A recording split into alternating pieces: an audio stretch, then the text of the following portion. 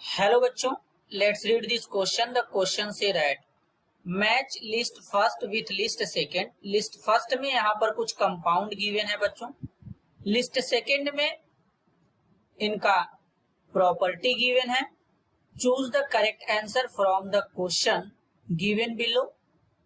और जिसके रिगार्डिंग यहाँ पर चार ऑप्शन गिवन है, इन चारों में से करेक्ट आंसर को आइडेंटिफाई करना है।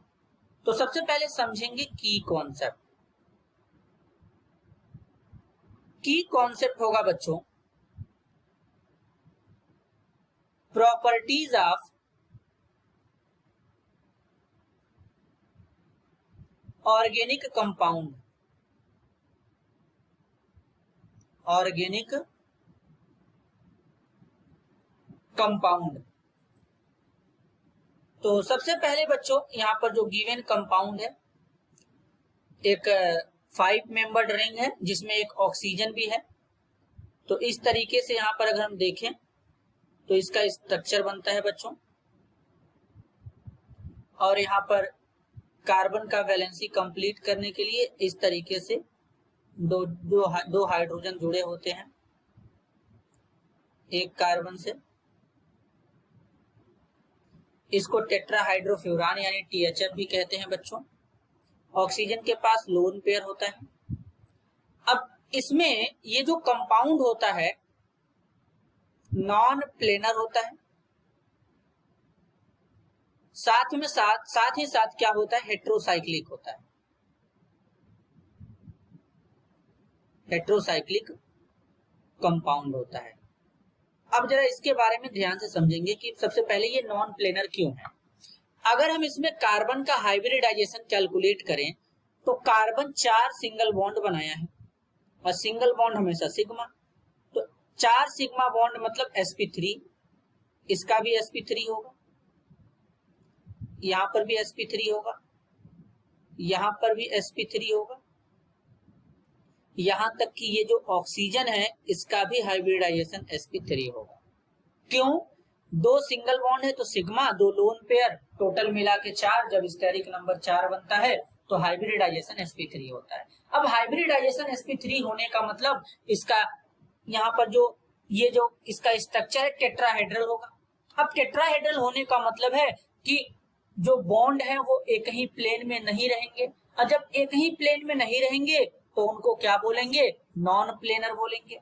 अब हेट्रोसाइक्लिक इसलिए क्योंकि 4 तो कार्बन है, तो कार्बन अगर पूरे होते पांचों के पांचों तो कार्बोसाइक्लिक होता या होमोसाइक्लिक होता।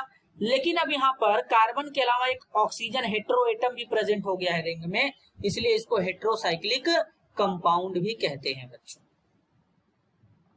अब अगर हम बात करें इसके बाद अगर हम दूसरे में चलें तो यहाँ पे कुछ इस तरीके से है। सबसे पहले यहाँ पर स्ट्रक्चर को ड्रॉ करते हैं।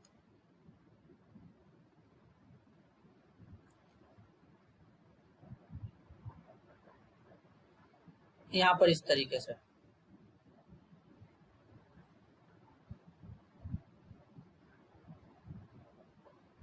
अब जरा बात को ध्यान से समझेंगे।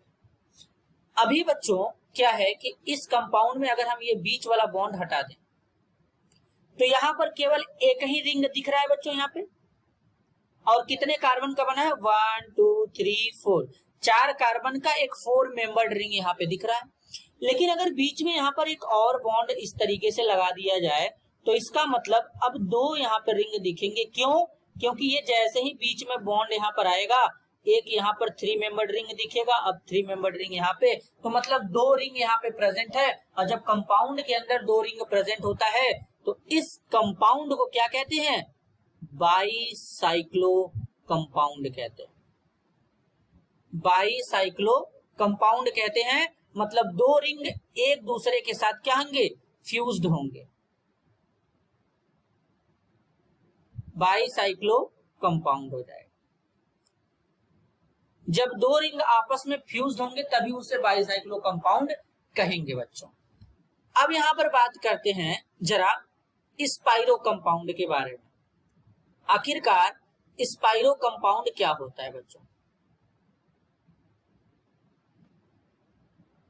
तो अगर हम स्पाइरो कंपाउंड की बात करें तो किस तरीके से स्पाइरो कंपाउंड को समझा जा सकता है बच्चों? तो क्या होता है, जब एक ही कार्बन से, एक यहाँ पे मान लेते हैं बच्चों कोई कार्बन है, तो एक ही कार्बन से इस तरीके से क्या होंगे, दो रिंग आपस में जुड़े होंगे। यानी दो रिंग को कनेक्ट करने के लिए एक कार्बन का रिक्वायरमेंट, यानी एक ही कार्बन से इस तरीके से दो रिंग जुड़े होते हैं, तो इस टाइप के कंपाउंड को बाईसाइक्लो कंपाउंड, सॉरी बच्चों, स्पाइरो कंपाउंड कहते हैं। जबकि यहाँ पर दो रिंग फ्यूज्ड हैं, लेकिन दो रिंग फ्यूज्ड हैं, एक ही कार्बन से फ्यूज नहीं है, दो कार्बन के साथ में रिंग फ्यूज्ड है, तो इसलिए ये बाईसाइक्लो है। और ये कौन सा कंपाउंड है बच्चों? स्पाइरो कंपाउंड है। तो बाईसाइक्लो कंपाउंड स्पाइरो कंपाउंड में यही डिफरेंस होता है कि बाईसाइक्लो में दो कार्बन के साथ में रिंग फ्यूज्ड होते हैं आपस में, जबकि स्पाइरो में एक ही कार्बन से दो रिंग आपस में जुड़े होते हैं। तो इस टाइप के कंपाउंड को स्पाइरो कंपाउंड कहते हैं। तो बेसिकली यहाँ पर ये जो गिवन है, ये एक तरीके से क्या है बच्चों, एक तरीके से एक स्पाइरो कंपाउंड है, कुछ इस तरीके से। तो यहाँ पर इस तरीके से ये स्पाइरो कंपाउंड का स्ट्रक्चर यहाँ पे बनाया गया है, इस तरीके से ये स्पाइरो कंपाउंड है बच्चों। अब यहाँ पर बच्चों देखेंगे डी में जो कंपाउंड गिवन है। अब बेसिकली बच्चों यहाँ पर देखेंगे जो डी में गिवन है, इसको फ्यूरान भी कहते हैं बच्चों। इस तरीके से डबल बॉन्ड होता है। अब यहाँ पर ये क्या होता है, एक एरोमेटिक कंपाउंड होता है। एरोमेटिक होने के लिए क्या क्या कंडीशन होता है बच्चों? ये है एरोमेटिक कंपाउंड। तो एरोमेटिक होने के लिए बेसिकली कौन कौन सा कंडीशन होता है? तो बेसिकली एरोमेटिक होने के लिए जो कंडीशन होना चाहिए, कंपाउंड बच्चों क्या होना चाहिए, साइक्लिक होना चाहिए। तो ये साइक्लिक है। फिर प्लेनर होना चाहिए, तो ये प्लेनर भी है, क्योंकि यहाँ पर ये जो कार्बन है डबल बॉन्ड बना चुका है बच्चों।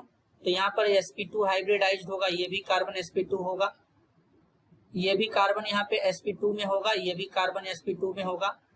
अब यहाँ पर ये जो ऑक्सीजन है, ऑक्सीजन का एक लोन पेयर यहाँ पर कॉन्जुगेशन में इन्वॉल्व रहेगा, तो जिसके कारण दो सिग्मा एक लोन पेयर बचेंगे, तो इसलिए ऑक्सीजन भी यहाँ पे क्या हो जाएगा, sp2 में चला जाएगा, जिसके कारण पूरा का पूरा मॉलिक्यूल क्या हो जाएगा, प्लेनर हो जाएगा। जब sp2 हाइब्रिडाइजेशन होता है तो मॉलिक्यूल क्या होता है बच्चों, प्लेनर हो जाता है। तो इस तरीके से प्लेनर हो जाएगा। इसके बाद हकल रूल को फॉलो करना चाहिए। 4n+2 पाई इलेक्ट्रॉन जो होता है,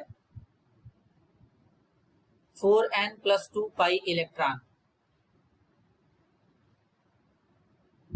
यहाँ पर ये होता है। अब बेसिकली बच्चों अगर हम इसमें देखें कि किस तरीके से यहाँ पर ये जो n होता है, n का वैल्यू क्या होता है बच्चों, यहाँ पे n का वैल्यू यहाँ पे 1 होता है, 2 होता है, 3 होता है, इस तरीके से होता है। तो अगर हम 4n+2 पाई इलेक्ट्रॉन में n का वैल्यू क्या रखें, 1 रखें, तो 4 × 1+2 पाई इलेक्ट्रॉन, तो टोटल कितना आएगा, 6 पाई इलेक्ट्रॉन आएगा। तो अगर जिस कंपाउंड में 6 पाई इलेक्ट्रॉन होंगे, इसे हक्कल नंबर कहते हैं, वो कंपाउंड हक्कल रूल को फॉलो करेगा। तो ये दो डबल बॉन्ड है, एक लोन पेयर है, लोन पेयर भी यहाँ पर कंजुगेशन में इन्वॉल्व है बच्चों, क्योंकि यहाँ पे डबल सिंगल लोन पेयर है, तो इसलिए ये भी यहाँ पे काउंट होता है, एरोमेटिसिटी में चला जाता है। तो एक बॉन्ड का 2 इलेक्ट्रॉन, तो टोटल यहाँ पे 2 बॉन्ड है, तो 2 बॉन्ड के 4 इलेक्ट्रॉन, 2 यहाँ से 6 इलेक्ट्रॉन, तो टोटल 6 पाई इलेक्ट्रॉन इसके अंदर प्रेजेंट होते हैं बच्चों, जिसके कारण ये हक्कल रूल को फॉलो करता है। तो इस तरीके से ये एरोमेटिक हो जाता है। अब इनका अगर हम एक करेक्ट ऑर्डर बनाए, तो किस तरीके से इनका एक करेक्ट ऑर्डर बनाएंगे बच्चों? तो बेसिकली ए का मैच कहाँ पे जाएगा, ए का मैच जाएगा आर के साथ में, बी का मैच एस के साथ में, सी का पी और डी का क्यू के साथ में जाएगा। तो इस तरीके का ऑर्डर कहाँ से हो रहा है, ऑप्शन सी में। तो इस क्वेश्चन के लिए करेक्ट आंसर होगा option C. This is your answer. I hope you understood it well. All the best.